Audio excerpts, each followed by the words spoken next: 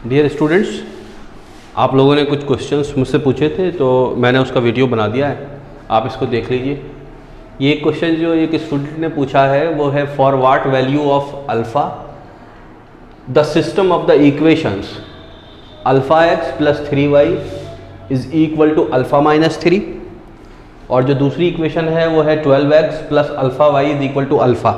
तो ये दो इक्वेशंस हैं जो कि बेसिकली लीनियर इक्वेशंस हैं दो वेरिएबल की। लीनियर इक्वेशन हम इसलिए कह रहे हैं कि x और y के ऊपर जो पावर है वो 1 है, और दो वेरिएबल इसलिए कह रहे हैं कि x और y दो अलग अलग वेरिएबल्स हैं एक्स वाई प्लेन पर, और ये alpha preferably it is basically ये कांस्टेंट क्योंकि इसकी वैल्यू पूछी है, और हमसे ये कहा है कि ये दो सिस्टम ऑफ इक्वेशंस जो हैं इनका नो सॉल्यूशन हो, इस लिहाज से अल्फ़ा की कितनी वैल्यू आनी चाहिए। ठीक है, नो सॉल्यूशन का मतलब ये होता है कि एक ये स्ट्रेट लाइन है, दूसरी ये स्ट्रेट लाइन है, जब इनको एक्स वाई प्लेन में ड्रॉ किया जाए तो अल्फ़ा की वैल्यू ऐसी चूज़ की जाए कि ये दोनों लाइन पैरेलल लाइन बने।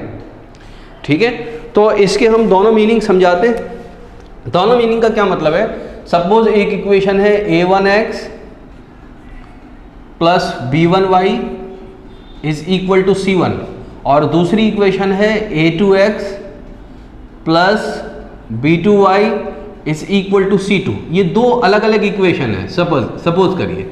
तो इनको अगर हम प्लॉट करें तो इक्वेशन ऑफ लाइन को जब हम प्लॉट करें तो दोनों इक्वेशंस किस तरीके की आए, दोनों पैरेलल आए।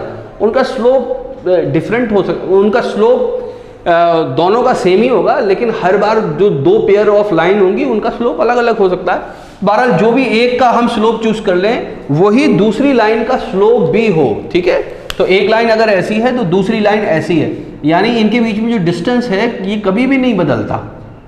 ये कभी भी नहीं बदलता तो ये कभी मिलेंगी नहीं, जहां मिलेंगी वहां सॉल्यूशन देंगे, क्योंकि ये मिलेंगी नहीं इसलिए नो सॉल्यूशन है।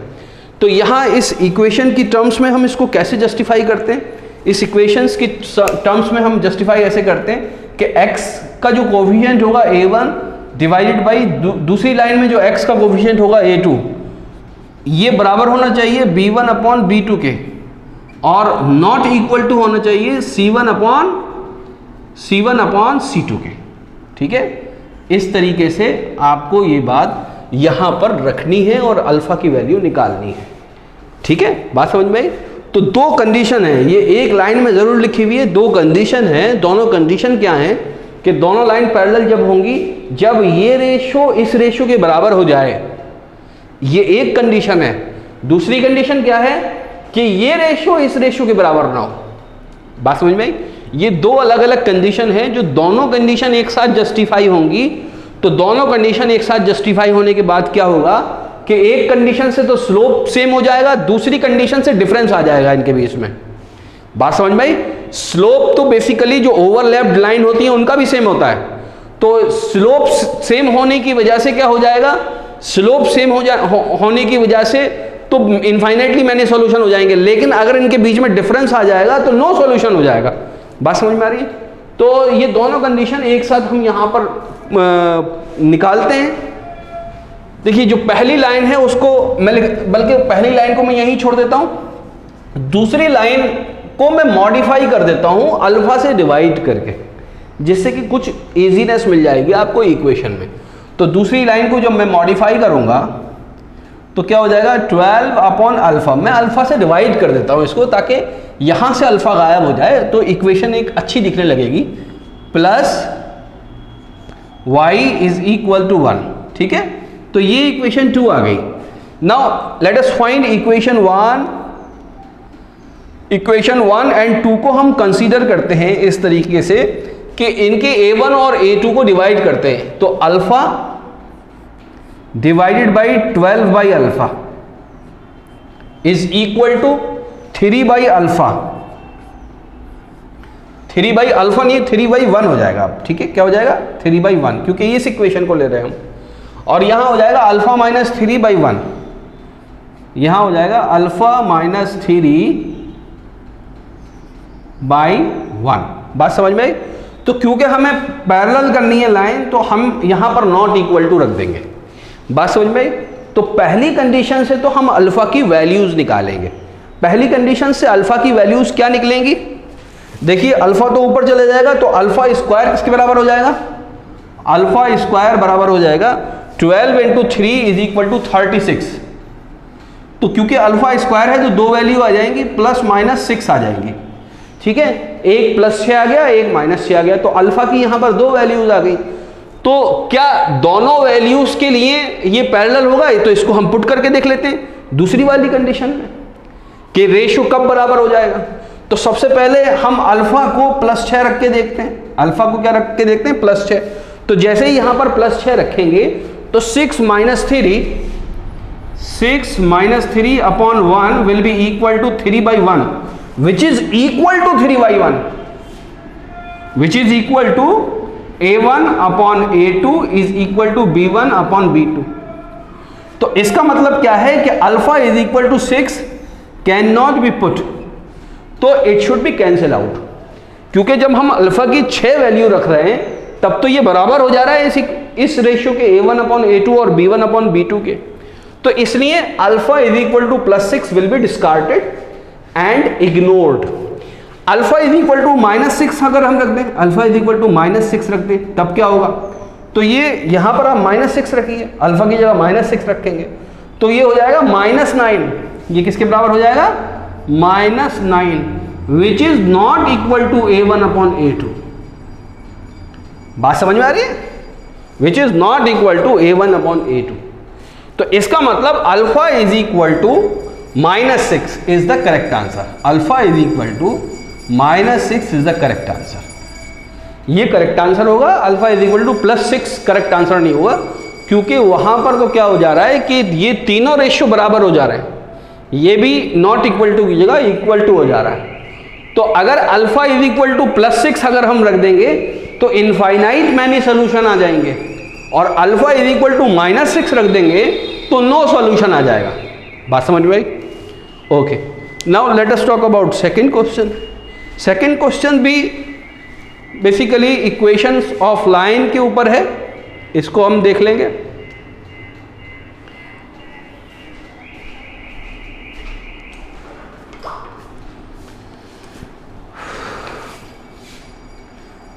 ये 2012 एंड 13 का क्वेश्चन है।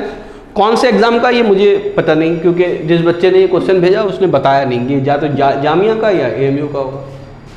Consider the following statement. तो दो स्टेटमेंट दे रखे हैं। ऐसे क्वेश्चन भी हमको बारहा इम्तिहान के अंदर देखने के लिए मिलते हैं कि बहुत सारे 2 या 2 से ज़्यादा स्टेटमेंट दिए गए हों, फिर ये हमसे पूछा गया हो कौन सा सही है कौन सा नहीं है, या कौन सा होगा कौन सा नहीं होगा। मतलब ये तो पहला स्टेटमेंट, इनमें स्टेटमेंट के जो लेटरिंग कर दी है या नंबरिंग कर दी है वो A और B से कर दी है।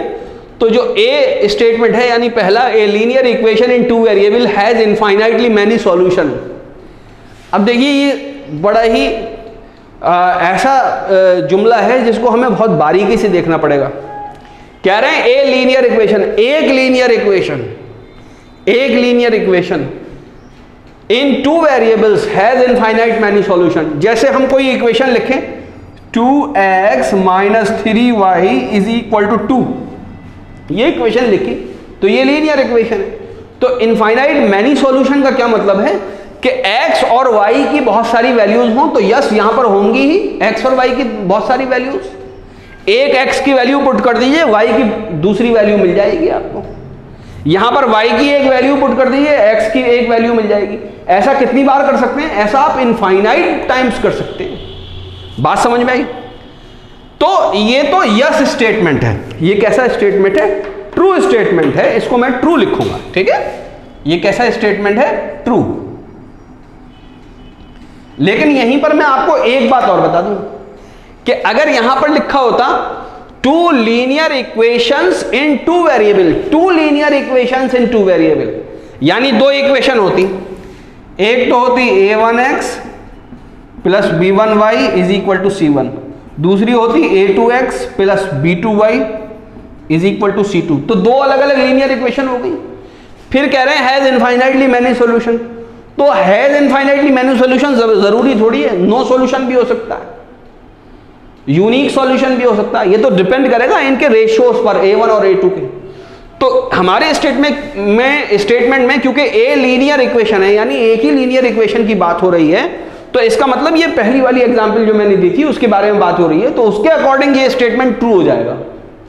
अदरवाइज ये अगर दो इक्वेशंस की बात हो रही होती तो ये फॉल्स हो जाता जब तक कि कंडीशन ना बताई जाती। पहला स्टेटमेंट हो गया।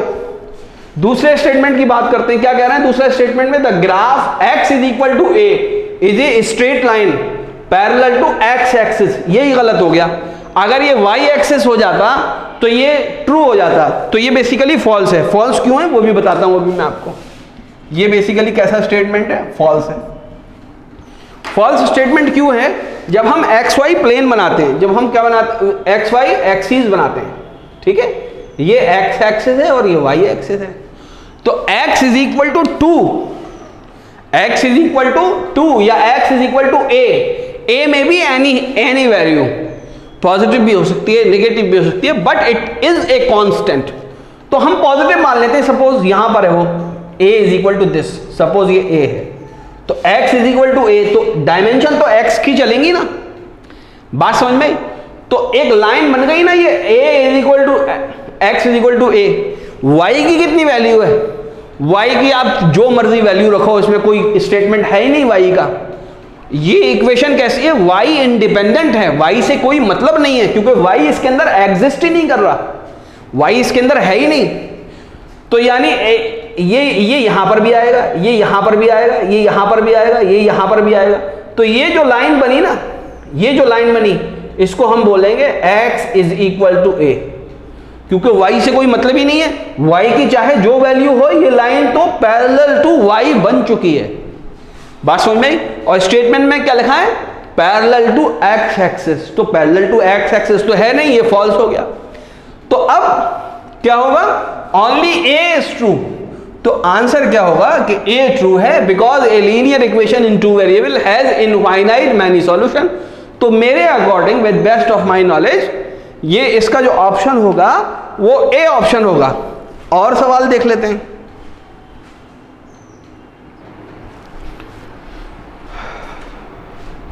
Now this is our third question, 2017-18 का क्वेश्चन है, AMU या जामिया का है, ये मुझे ध्यान नहीं किस एग्जाम का है। बहरहाल 2 points A and B are 60 kilometre apart. दो लोकेशंस है A और B जिनके बीच का फासला जो है वो 60 किलोमीटर है।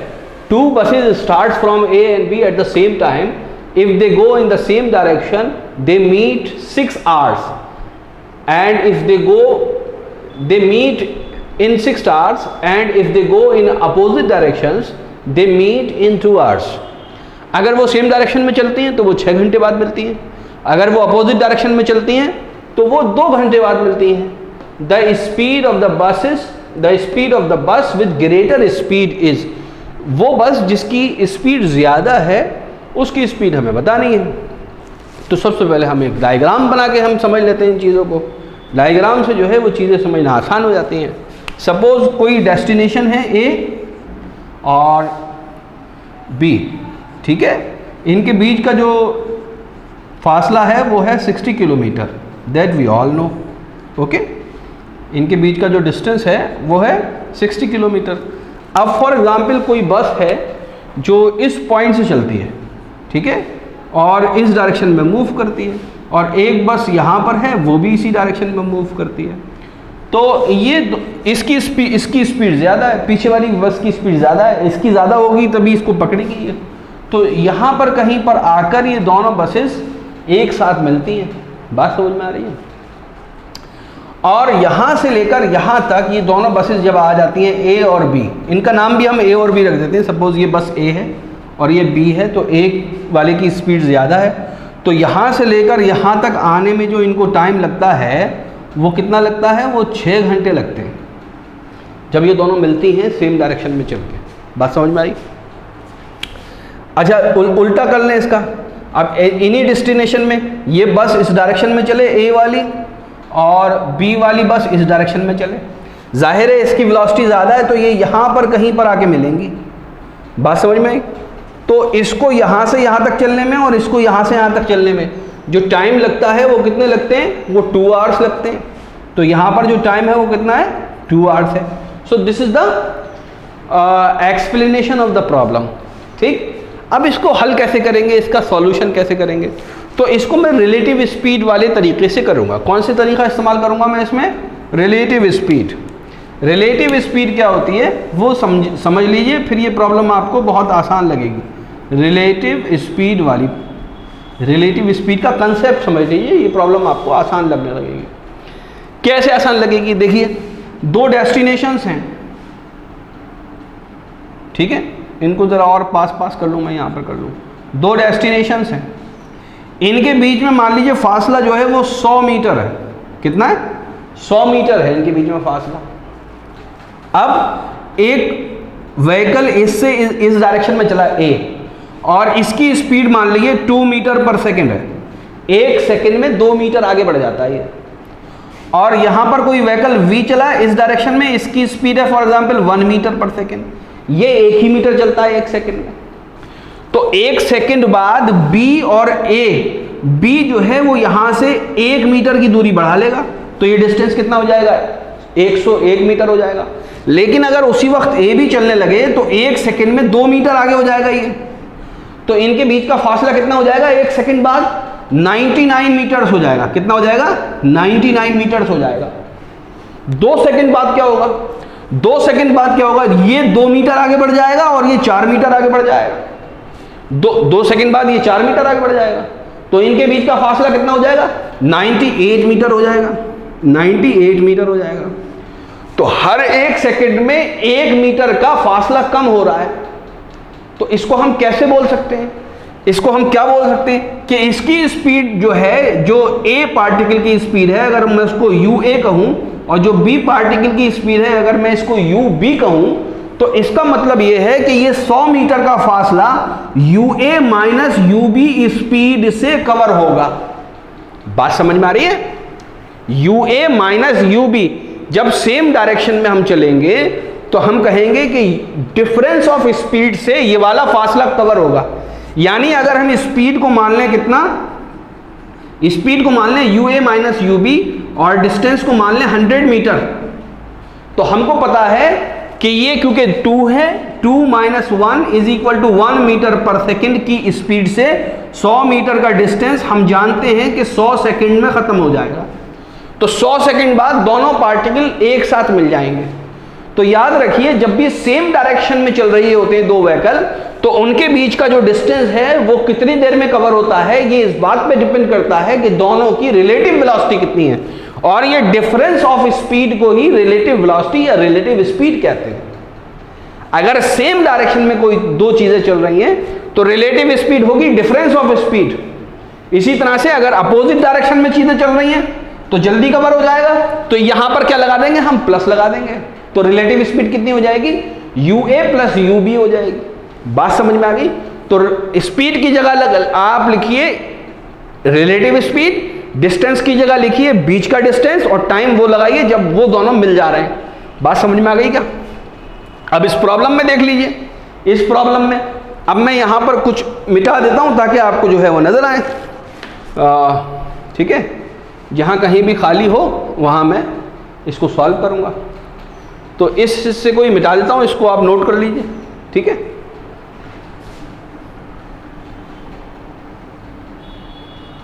तो पहली कंडीशन में क्या करूं मैं? पहली कंडीशन में स्पीड कितनी लिखूं? स्पीड में लिखूं UA माइनस UB। ये तो हमें पता ही नहीं है ना, UA माइनस UB, स्पीड तो इतनी हो गई। टाइम कितना लिखूं मैं? टाइम में लिखूं 6 आवर्स। टाइम में कितना लिखूंगा? 6 घंटे में ही तो मिल रही है वो। ओके, और डिस्टेंस कितना लिखूं? डिस्टेंस 60 किलोमीटर लिखूंगा। याद रखिए, ये वाला डिस्टेंस नहीं लिखा जाएगा, ये वाला नहीं लिखा जाएगा, रिलेटिव डिस्टेंस लिखा जाएगा। तो इन दोनों के बीच का डिफरेंस ऑफ डिस्प्लेसमेंट लिखा जाएगा। बात समझ में? तो ये लिखा जाएगा 60 ही लिखा जाएगा। तो डिस्टेंस कितना लिखूंगा मैं? 60 लिख दूं। बात समझ में आती है क्या? अब स्पीड किसके बराबर होती है? Distance upon time. तो UA minus UB, UA minus UB किसके बराबर हो गया? 60 upon 6 is equal to 10 kilometre per hour. बस UA minus UB is equal to 60 upon 6 is equal to 10 kilometre per hour. एक बात आ गई या नहीं आ गई? अब दूसरी कंडीशन लगा देता हूं। दूसरी कंडीशन यहां लिखता हूं, स्पीड कितनी लिखूं मैं, क्योंकि दोनों अपोजिट डायरेक्शन में चल रही हैं, दोनों देखिए एक इस डायरेक्शन में चल रही है, एक इस डायरेक्शन में चल रही है, तो इनकी डिफरेंस ऑफ स्पीड क्या होगी, इनकी डिफरेंस ऑफ स्पीड होगी ua प्लस ub, वो तेजी से हमारी तरफ आ रही है, बात समझ में आई। तो अब यहां पर जो स्पीड लिखूंगा मैं ua प्लस ub, ये तो स्पीड हो गई हमारी। टाइम कितना है, टाइम कितनी देर बाद मिल रही है, क्योंकि दोनों सेम डायरेक्शन में चल रहे हैं तो अब जल्दी मिल जाएंगे। टाइम है 2 आवर्स, टाइम है 2 आवर्स, और आपका डिस्टेंस कितना है, डिस्टेंस अब भी मैं 60 ही लिखूंगा, क्योंकि 60 किलोमीटर ही तो कवर कर रहे हैं, तो 60 किलोमीटर लिखूंगा। तो अब क्या आ जाएगा, अब आ जाएगा ua plus ub, ua plus ub किसके बराबर आ जाएगा, 60/2 is equal to 30 kilometre per hour. तो ये दो इक्वेशन आ गई, ये पहली दूसरी आ गई और ये पहली आ गई थी। ua plus ub is equal to 10 kilometre per hour और ua plus ub is equal to 30 kilometre per hour. बात समझ में आई, इन दोनों को आप जोड़ दीजिए तो 2a 40 आ जाएगा, ua कितना आ जाएगा, ua आ जाएगा, ua will be equal to 20 kilometre per hour. इसको चेक कर लीजिए, यही आंसर होगा। बात समझ में आई, 20 kilometre per hour. ua plus ub 30 आ गया, ua minus ub is equal to 10 आ गया। तो यहां से आपको ua निकालना है, ज्यादा वाली स्पीड को निकालना है। तो इन दैट वे हम इस तरह के सवालों को किससे, रिलेटिव स्पीड के फॉर्मूले से कर सकते हैं। रिलेटिव स्पीड के फॉर्मूले के अलावा भी ये सवाल हो जाएगा, वो बड़ा लंबा पड़ेगा आपको। बात समझ में आई, तो रिलेटिव स्पीड का फॉर्मूले को और कंसेप्ट को आप लोग समझ लीजिए। अब हम नेक्स्ट क्वेश्चन को देखते हैं।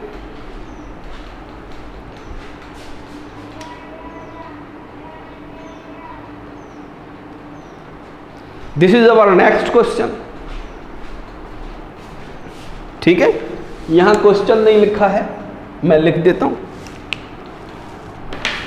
यहां की चीजें मैं मिटा देता हूं, इनकी जरूरत नहीं है, इसको भी मिटा देता हूं जितना बोर्ड पे इधर की तरफ आ रहा है ना, ताकि आसानी हो जाए सॉल्व करने में। ओके, नाउ ये क्वेश्चन क्या है, 2016-17 का क्वेश्चन है। A train covered a certain distance at a uniform speed. कोई पर्टिकुलर डिस्टेंस है, इसको हम एस मान लेते हैं, जिसको वो ट्रेन कितनी देर में कवर करती है, certain distance eight uniform speed. Uniform speed से चल रही है, कोई उसकी स्पीड है u और वो पर्टिकुलर डिस्टेंस किसी पर्टिकुलर टाइम में कवर करती है। If the train would have been 10 kilometre per hour faster, अगर उसकी स्पीड 10 किलोमीटर पर आवर हम बढ़ा दें, it would have taken 2 hours. वो कितने, 2 आवर लेस देन। अगर स्पीड हम बढ़ाएंगे तो टाइम कम हो जाएगा ना, डिस्टेंस कांस्टेंट रखें तो टाइम कम हो गया। अगर स्पीड 10 किलोमीटर पर आवर बढ़ा दी हमने तो 2 घंटे कम टाइम में पहुंच जाएगी वो उस पर्टिकुलर डिस्टेंस को। एक कंडीशन आ गई। ओके, कहां पहुंचे हम, if the train were slower by 10 kilometre per our. अब हम स्पीड कम कर दें तो उस पर्टिकुलर डिस्टेंस को पहुंचने में टाइम ज्यादा लगेगा। It would have taken 3 hour more than the schedule time. तो जो उसका शेड्यूल टाइम था, जितना टाइम वो पहले ले रही थी बिना स्पीड को बदले हुए, अब टाइम क्योंकि हमने क्या किया, उसकी स्पीड को स्लो कर दिया तो टाइम ज्यादा ले रही है, 3 घंटे ज्यादा ले रही है। ठीक है, the distance covered by the train will be. तो डिस्टेंस कवर्ड निकालना है, बहुत आसान। मैं कुछ कंडीशन बना देता हूं, कंडीशन के अकॉर्डिंग हम जो है सॉल्व कर लेंगे। ठीक, तो पहली, ठीक है, मैं यहां से शुरू करता हूं। पहली कंडीशन यानी जिसमें कुछ भी चेंज नहीं हुआ था, हमने स्पीड मान ली u। स्पीड कितनी मान ली हमने, u मान ली। इसको थोड़ा और आगे लिख देते हैं। स्पीड हमने मानी u और जो डिस्टेंस था वो s था और टाइम लगा था इससे t। बात समझ में आ गई। तो इनके बीच में रिलेशन क्या होगा, अभी रिलेशन को बाद में लिखेंगे। चलिए अभी दूसरी कंडीशन लिखते हैं। हमने स्पीड को क्या किया, बढ़ा दिया। हमने स्पीड को बढ़ा दिया, u + 10 कर दिया। u प्लस 10 कर दिया।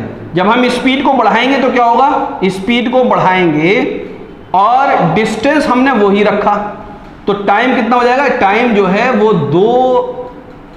कितने घंटे कम हुआ, 2 घंटे कम हुआ, यहां पर लिखा हुआ t माइनस 2r। ठीक है। नाउ जो तीसरी कंडीशन थी वो क्या थी कि हमने स्पीड को कम कर दिया, स्पीड को हमने कम कर दिया, डिस्टेंस हमने वही रखा, तो अब टाइम बढ़ गया क्योंकि स्पीड हमने कम करी है तो टाइम बढ़ जाएगा, डिस्टेंस हमने सेम रखा है, तो टाइम हो गया t प्लस 3। बात समझ में आ गई। तो ये हमें कुल मिला के ये 3 चीजें मिल गई, 3 इक्वेशंस मिल गई हमें। बात समझ में आती है कि नहीं आती। अब इनका रिलेशन हम रखें कि स्पीड किसके बराबर होती है। अभी हमें कौन सी चीज किस चीज में कन्वर्ट करनी है वो देखनी है। 3 इक्वेशंस हैं, 3 कंडीशंस हैं, 3 वेरिएबल हैं, हमें बेसिकली s निकालना है। तो इसके अंदर हम मैनिपुलेट कर दें डिस्टेंस को, हम किसको मैनिपुलेट कर दें, डिस्टेंस को। तो डिस्टेंस किसके बराबर होता है, डिस्टेंस बराबर होता है speed into time. Distance is equal to speed into time. Distance यहां पर किसके बराबर है, s इज इक्वल टू, तो स्पीड है u प्लस 10 और टाइम है t माइनस 2। बात समझ में आई। यहां पर डिस्टेंस कितना है, s is equal to u minus 10 और t प्लस 3।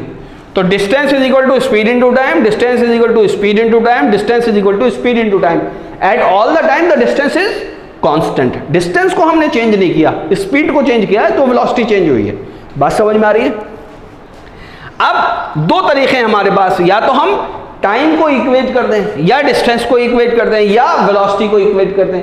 याद रखिए कि अगर हम टाइम को इक्वेट कर देंगे, अगर हम वेलोसिटी को रिप्लेस कर देंगे तो ये जो इक्वेशन है क्वाड्रेटिक इक्वेशन बन जाएगी, उसमें होगी दिक्कत। तो हम डिस्टेंस को ही इक्वेट कर दे रहे हैं, यानी ut की जगह ये इस s की जगह ut रख देते हैं हर जगह।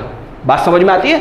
तो देखिए रख के देखते हैं हम, यानी इस ut को जो कि s के बराबर था यहां इस s से रिप्लेस कर देते हैं, तो ये हो जाएगा ut इज इक्वल टू, इसको मल्टीप्लाई कर दीजिए, यहां पर आ गया ये ut, u को t से मल्टीप्लाई किया, u को 2 से भी मल्टीप्लाई कर, -2 से कर दिए तो -2 u आ गया, 10 को t से मल्टीप्लाई कर दिए तो 10t आ गया और -20। बात समझ में आती है क्या। अब ध्यान से देखिए, इस ut से ut कैंसिल हो गया, ये क्लियर। तो 2u minus 10t, 2u minus 10t will be equal to -20। बात समझ में आ गई, ये इक्वेशन क्लियर हो गई। 2u minus 10t is equal to 20। ये एक इक्वेशन आ गई, इसको यही छोड़ दीजिए अभी आप। ठीक है। अब जैसे इस ut को यहां इस s की जगह रखा था, इस s की जगह भी तो ut लिख सकते हैं आप, इस s की जगह ut लिख सकते हैं यहां से। ओके, अब इसको खोल लीजिए इस ब्रैकेट को, तो ये हो जाएगा ut plus 3u plus 3u minus 10t minus 30। बात समझ में आई। ut से भी कैंसिल हो जाएगा। अब देखिए 3u minus 10t, 3u minus 10t is equal to plus का 30। बात समझ में आई। 2u minus 10t, 3u minus 10t। देखिए इस इक्वेशन में से ये घटा दीजिए, इस इक्वेशन में से ये घटा दीजिए, तो आपको मिलेगा क्या, ध्यान से देखिए। तो मैं लिख रहा हूं 3u माइनस 10t, ये तो ये वाला पार्ट हो गया। अब ये वाला पार्ट घटा दीजिए, -2u माइनस 10t। हमको घटाना है ना, तो हम माइनस भी लगाएंगे, तो -2u plus 10t, sign change हो जाएगा क्योंकि घटाना है हमें, इज इक्वल टू 30 को एज इट इज रख दीजिए, ये घटाना है हमें, तो ये हो जाएगा +20, -20 का +20 हो जाएगा क्योंकि हमें घटाना है। ध्यान से देखिए, ये 10t और आपका ये 10t खत्म हो गया, 3u में से 2u चला गया, तो खाली हमारे पास बचा u। नजर आ रहा है आपको? ओके, नजर नहीं आ रहा आपको, मैं आगे लिख देता हूं इसी लाइन में, यहां पर ध्यान से देखिए 3u, ये 3u लिखा हुआ है, इसमें से 2u चला गया, तो क्या बचा हमारे पास, u बचा। मैं थोड़ा सा कैमरा ही डाउन कर देता हूं, जिससे कि आपको नजर आए चीजें। ओके,